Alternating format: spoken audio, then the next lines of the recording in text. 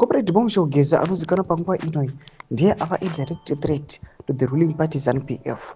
Panapa munoona the ruling party ZANU-PF it has responded in different ways kudhibhula kwakaita mapurisa, masoja, kuita presidential input schemes kumawar veterans. Panguva inoi obuda ane a special address. Sanavina mashoko anobuda achitaurwa panapa naBombshell Geza pamusoro the way forward nemaprotests kuti wasubscribe like on the bell icon.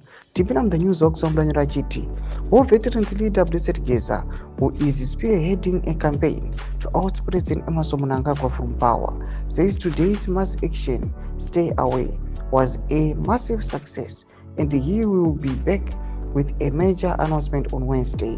He says protests will stop for now, but Mnangagwa will be forced out.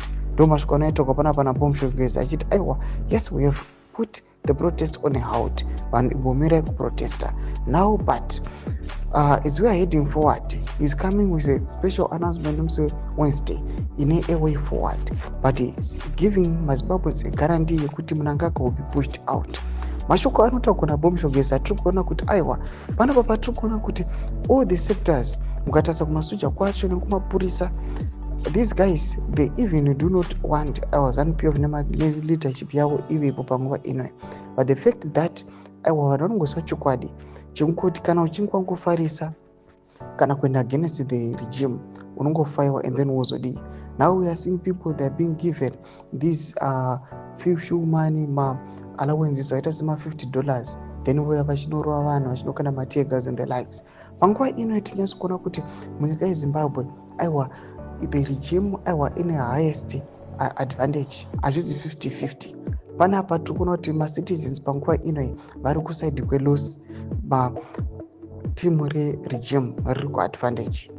Zviri kuita kuti aiwa mucitizen wese wenyika yeZimbabwe now vanhu vari kutya kunostage maprotest just because they know zvakamboitika kumashure and they know the regime yairi kutamba nayo. Mashoko anobuda panguva inoi yatiri kuona kuti aiwa Bombshell Geza panguva inoi the same who is popularizing the protest ari into hiding. Panguva inoi achistrategize the way forward.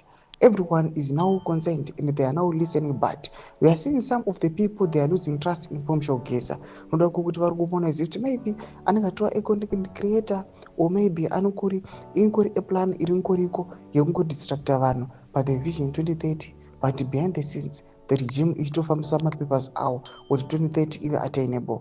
Tudze mafungiro enyu muri kudii pamusoro pechitiko chipinda kumasection medu mudzi mafungiro enyu. So subscribe or like, shut on the bell icon.